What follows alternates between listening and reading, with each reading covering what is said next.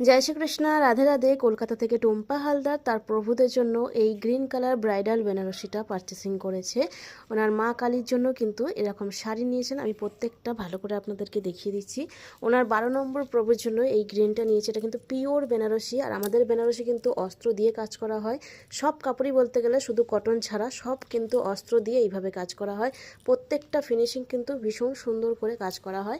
এটা আছে ওনার 12 নম্বর প্রভুর জন্য, এবং 10 নম্বর ওনার রাধা মা আছে, লালিজু আছে। তো তার জন্য ব্লাউজ দেওয়া হয়েছে, ওড়না দেওয়া হয়েছে, সাথে ঘের দেওয়া হয়েছে।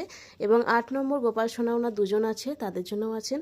7 নম্বর প্রভু আছে, সাথে একটা ছোট প্রভু আছে, তার জন্য কিন্তু উনি সব ম্যাচিংয়ের একই সাথে নিয়েছেন। সাথে ওনার 8 নম্বর প্রভুর জন্য দুটো এরকম কটন ঘের নিয়েছেন। আর এটা উনি, আমি প্রত্যেক স্যাটারডেতে লাইভে আসি, লাইভে অফার নিয়ে আসি। তো স্যাটারডে লাইভে উনি এই লাল জামদানিটা পারচেসিং করেছেন। এটা ওনার মা কালীর জন্য। এটাও কিন্তু অস্ত্র দিয়ে কাজ করা থাকে।